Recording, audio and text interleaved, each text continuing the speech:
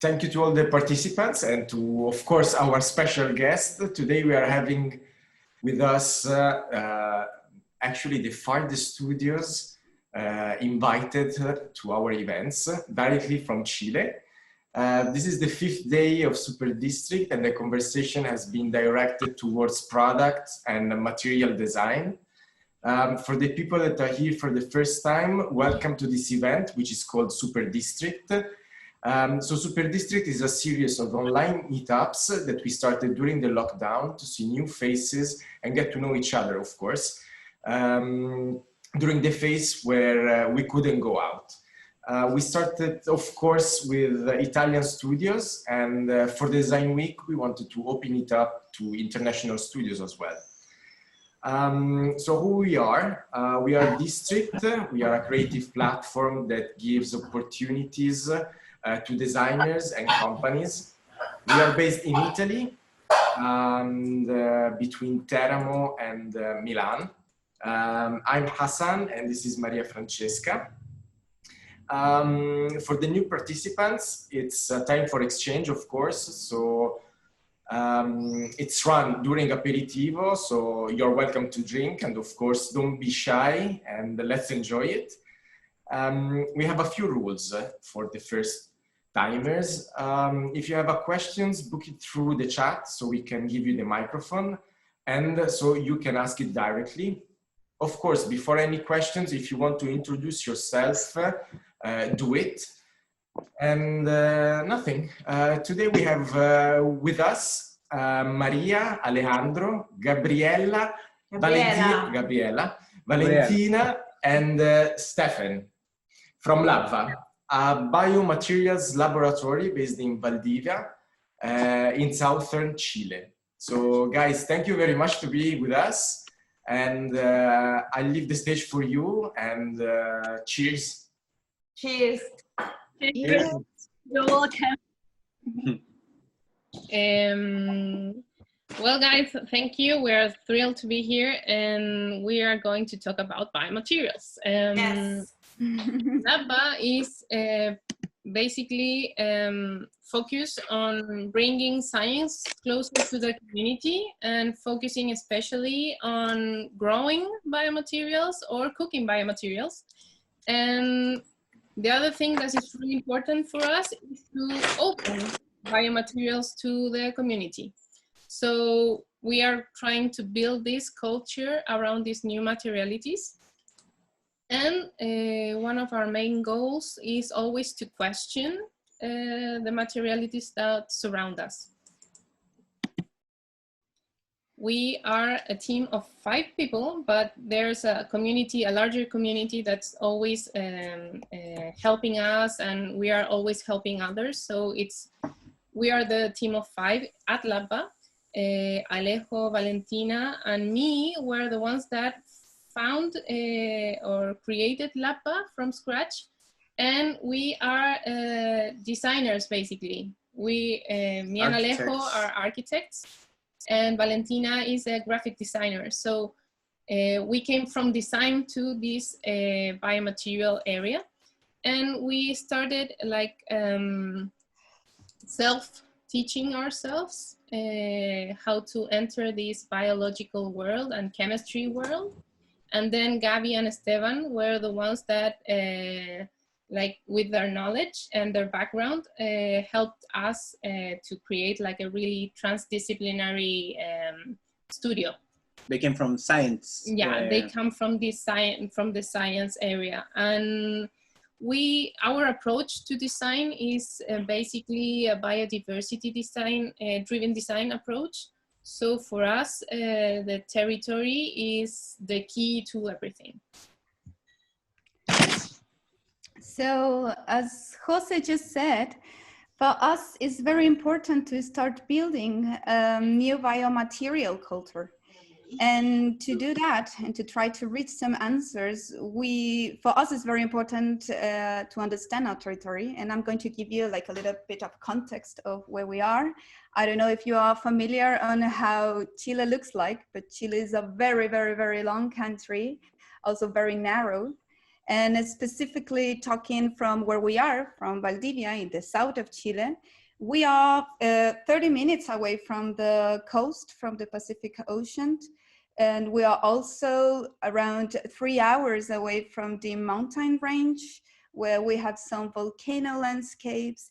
And in between those two different environments, we are surrounded by the Valdivian rainforest, that is an evergreen forest.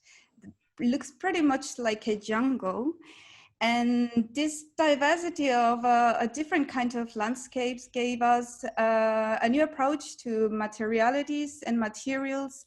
And we are constantly observing and trying to identify in this territory the abundance of materials that exist and that maybe have potential for us to be used in the biofabrication process. And we do this very conscious and trying to understand and respect the availability of this abundance, the seasonality of the materials, natural material sources, and to understand the ecosystem's natural resources carrying capacity.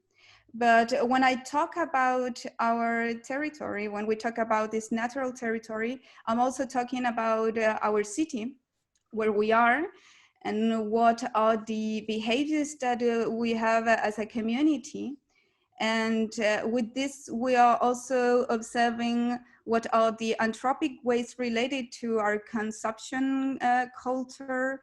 And these anthropic ways, we are trying to identify it and reincorporate it to our process, to our biofabrication process. And this whole also has a cultural aspect. For example, in Valdivia, it's known the beer culture around the city. We have a lot of small industry doing craft beer. And there are a lot of, there is a kind of waste that is related to that process, to that industrial waste that we can use and we have used in our process of biofabrication. We have a lot of anthropic waste related on what our food habits. And also, we need to understand this construction of this new biomaterial culture. This new material doesn't have a history behind. We need to build a history to these new materials and to give them a cultural significance and new cultural meaning to these materials. And for that, we are trying to resignify our ancestral cultures that surrounds us, and we're trying to learn and perfect the art of working with matters and to give our new materials this cultural aspect and resignify, of course, our communities, our local communities, from the techniques and the an artisan scale too. So to address all this, we cook. This is a beautiful analogy because our place, our lab is in a kitchen. So we are cooks, we are material cookers. And it's beautiful because when you cook to yourself, you are able to nurture you, to allow you to live. So we want to relate that process of with materialities and how we produce materialities, because now we are used to use high scale produced materials with no emotional relation to that. So we are trying to reconnect the materials through production, through local raw materials. And I'm going to present you a few examples of materials that we have cooked in this process. So I will always talk about the process because one of the ways to connect with materials is to know their process.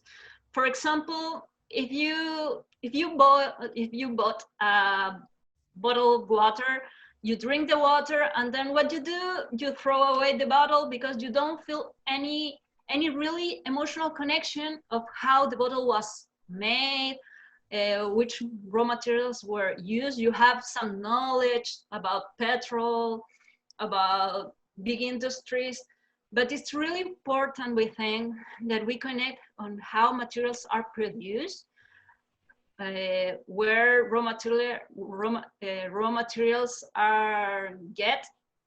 So one of our first examples is about agar. Agar is really it's used in food industry, in pharmaceutical industry, and here in Chile we have a lot of red algae. That is the algae where you can extract agar. So we're a country that exports great quantities of red algae. And later on, our food industry used to import the agar. So when we start doing biomaterials, we realized that if we wanted to do really connected to the territory materials, we need to artisanally extract the polymers. So we went to our coast, we recognize our red algae, we do the extraction, and we were able to get agar and produce this film. And one of the important things of the materials that we cook is that we relate them in an emotional way. For example, when you have industrial agar, you have a really transparent film, and that's not what the material is. So we are here discovering this colored, beautifully colored material. And this doesn't come only with algae. Please, Alejo, can you? We have other experience, and here is with potato. Potato is really important in Valdivia. Valdivia is one of the diversity hotspots of potato in the world. So we have a huge variety, a huge industry related to potato.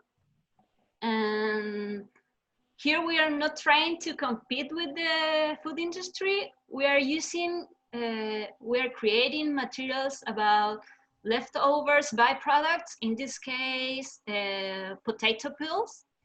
And we were able to extract starch that is highly abundant in potato and peeled potato.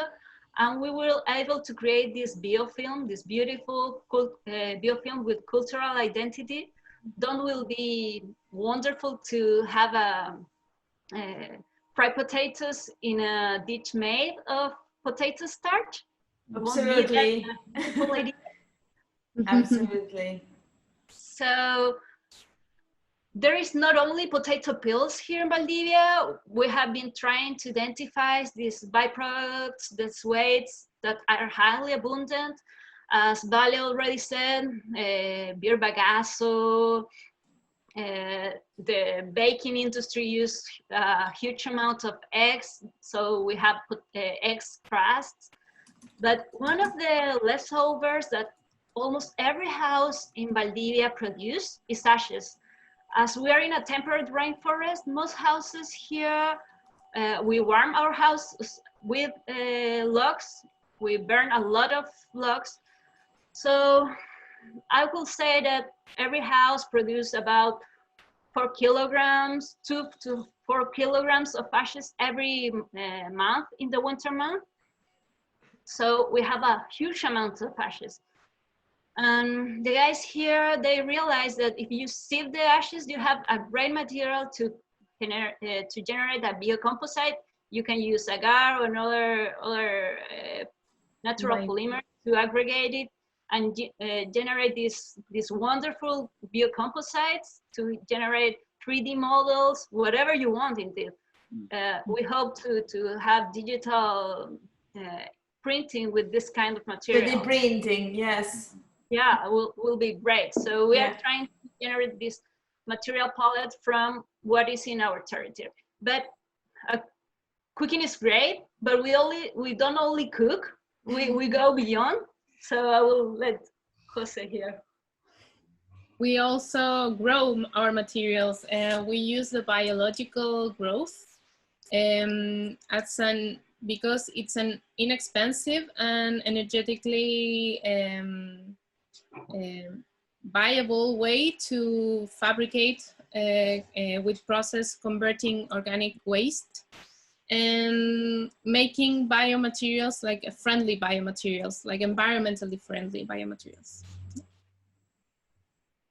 So we ferment our materials to experiment their full potential. Here you can see the SCOBY, the symbiotic culture of bacteria and yeast. And this SCOBY comes from the kombucha beverage. Probably most of you are super familiarized with this drink, and also with this material, because it's the one that Susan Lee uses in BioCouture. We really love this material because it's super versatile. So you can get from a bacterial paper-like material, or you can also get bacterial leather. So it's a really cool material to work with.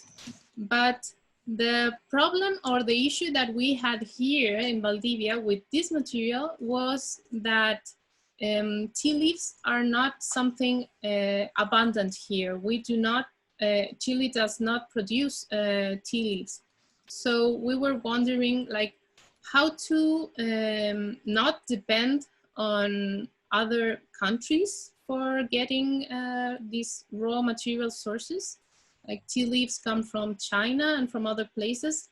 And so one of our research was how to replace the tea leaves.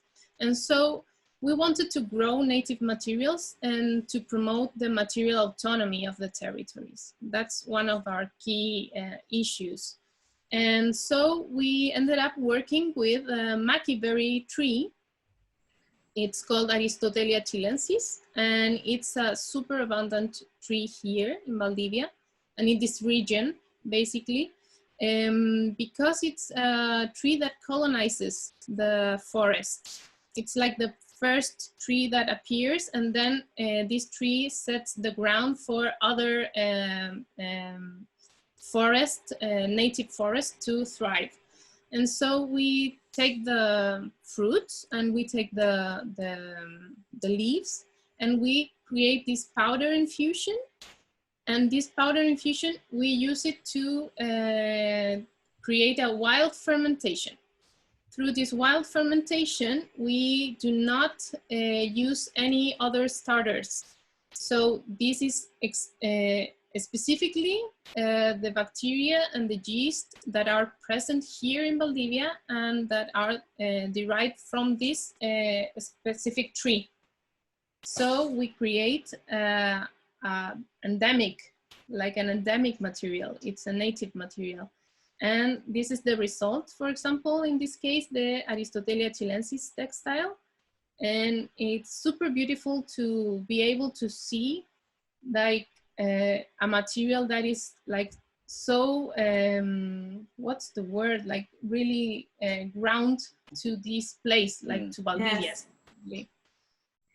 This is amazing. It's very fascinating. There is a question from Paula. Paula? Paula? Are you there? Paula? I am here. Sorry, I just had to set up. Okay, No problem. Hi, Paula. Hi, Paula. Hi. Hi. This all sounds so fantastic. I'm such a fan already. Where are you from, Paula? Sorry. I'm from Berlin. Okay. And I am in Berlin as well, so yeah. What do you do? Pardon? What do you do? I'm also a material designer. Okay. Because I'm also researching materials, not as complex as you guys. I just started basically about a year ago. So some of my projects evolve around materials, but I also look at sustainable innovation in like the fintech environments. I do two completely different things. But yeah, this is so great. So I was just wondering if like you research your materials to communicate the stories that you've been sort of articulating so well with, like, you know, cultural identity and having native materials and so on? Or do you also apply them in the industry? Sort of, are you producing them, some of them on larger scale? Are you collaborating with the industry? Are you making product lines yourself, or yeah? Yeah, we are investigating about that, because I think as this is an emergent discipline, it's difficult. It's very easy to end up creating the same problems that we are like running away from. So we are like extremely careful with the industrialization item or process, because we think biomaterials have to pass a smaller scale first. Like we have to connect it with ancestral knowledge, like craftsmanship and like that whole area of knowledge, and start from a small scale, and then try to apply it to a large scale. Because if not, we will end up I don't know, devastating the algae on our seashore, or devastating the maqui berry plant, because we cannot compete with the materialities that are used right now. And it's because the culture, the consumption culture, it's not friendly towards these new materials also. Mm-hmm. Yeah, thank you so much. Makes absolute sense. I completely agree. If I can just add another note, is that okay? Sure, go. Yeah. Okay, cool. Yeah, because I've had many talks with, well, not many, but a few talks with, larger companies, you know, that are looking into sort of scaling up certain materials, and I'm trying to explain to them that, first of all, the resources are much smaller. You know, I work with surplus from industrial food production, so there might be an end at some point. You can't produce for a globalized market, right? Yeah. Or maybe we don't want to. Maybe it's better to work towards local small industries, which can actually, you know, industrialize the materials, but on a very, very small scale. I think that might be, yeah. Yeah, I think. exactly. We need to create lots of different micro factories, if you wish, but distributed on the territory. It doesn't make sense that, for example, we create this market textile and start selling it all over the world, because it for us, it doesn't make sense. It's better that we here have our textile, our maqui biomaterial, but then in Italy or in Berlin, you have another source and it's a different material. So we should have, I think it's our job to start creating this beautiful and diverse palette, and not get stuck with one material for the whole world. Mm-hmm. Yes, absolutely, fantastic. I'm going to add something as well. It's the same logic about food. Slow food, yes. Slow food. So it's like here in Italy, for example, we are actually very focused on, you know, more and more on producing and buying from local farmers, for example, or and this is a very interesting idea also about materials, and of course it relates about your cooks. I just wanted to add something. That this crisis that we are living now, it came here to question how are we understanding the autonomy of the different territories. And we think that biomaterial exactly respond to the needs of the local community where they came from, and that also empower that territory, the community, and give its autonomy and sovereignty over the abundance that they have. So that is key for us when we talk about biomaterials in a more territorial scale. Would be amazing if you like start like sharing the process. Yeah, I was addressing that now. I think that what we can share, we should share. We are in a globalization process Exactly. already. So it's important to share, but probably not the materials, but the knowledge that is Exactly, behind. exactly. So probably Alejo can he will explain us a little bit about the work we do in that specific point. Okay, okay, go on, go on. Well, and to finish with the grown biomaterials, we also have experimented with different fungi. Valdivia is a fungi capital here. We just we were just what's the word? Finish it. Participating, yeah, we were just participating in the Fungi Fest. We have a festival of fungi here. Wow. Yeah, so yeah, there's like this crazy world of fungi and we love it, and it's kind of a religion here. So we also work with mycelium, but we try to find different sources of mycelium, so different species, and see what we can get out of them. We are not trying to make them something like in a preconceived way. We are just gliding or letting the mycelium or the fungi tells us like what to do. So we work with beer spent grain also as a substrate, and also with some other wastes we can find, household waste, for example, the coffee grounds or anything that it's like easy to find here surrounding us. And so we can make these biocomposites of different fungi, like native fungi. Wow. So we understand that the materials are just the perfect excuses for talking about politics or how to connect with the local economies or how to work with local industry. So we think the education is is a fundamental part of our approach.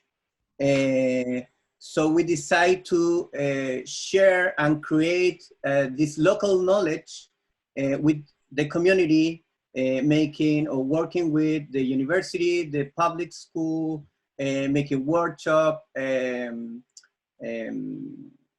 Because teaching how to grow and harvest the materials make these materials become emotionally binding. Yeah, like part of their own society or their own city.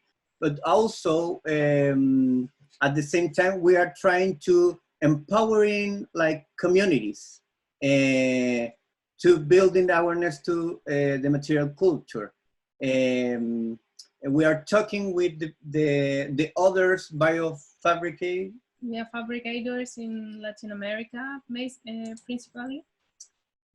To create this new palette. New palette and define some or create some definition of concept of what is biomaterial, how we can understand the logic of the territory when we create biomaterials. Yeah. What should be our guidelines to work with biomaterials? And we're constantly talking with the biofabricator community to build this together, because we believe this biomaterial culture is like a family, and we need to share our knowledge and our experience to try to face the crisis, the environmental crisis that we're living. That's why creating this educational content is also super important for us and to share.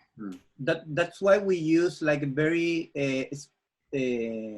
characteristic languages or images, or we're trying to we're trying to build concepts surrounding the biomaterials, but concepts that are Latin American concepts. Yeah, because we we really need to start not depending on first world countries for us to get the information. We have to start also building it ourselves from Latin America.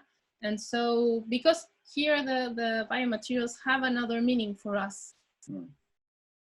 Yeah, and it's important to have the feedback from the other groups. It's very interesting to hear about Paula, because other groups can open our eyes to other solutions, and we believe that in the face of this environmental crisis, biomaterials pose an agile tool for the communities, and not only community in Valdivia, but community in the world connected with their specific territories. Thank you very much. Yeah, thank you. Thank you. Thank you. So you have, if you have any questions? Any question? I don't know if anybody else have questions. You can do it now. I think we should absolutely like bring your knowledge here or in Europe, because it's I think it's great, and we really need this. Also, yeah, we need to start creating a diverse material world. It doesn't make sense that we just depend on petrochemicals for everything. Like, it just doesn't work anymore. Exactly. It never did, but yeah. But. Yeah, and we need to understand that also biomaterials that probably have the potential to be work in a major industrial scale, but are others that simply don't. We shouldn't be forced them to reach standards of the materials that now exist. So we need to really rethink how we understand materialities. Mm-hmm. Of course. There is a question from Carolina and then Paula again. Carolina, go. Hi, how are you? Can you present your bit, like from where you talk and you're talking and what you do?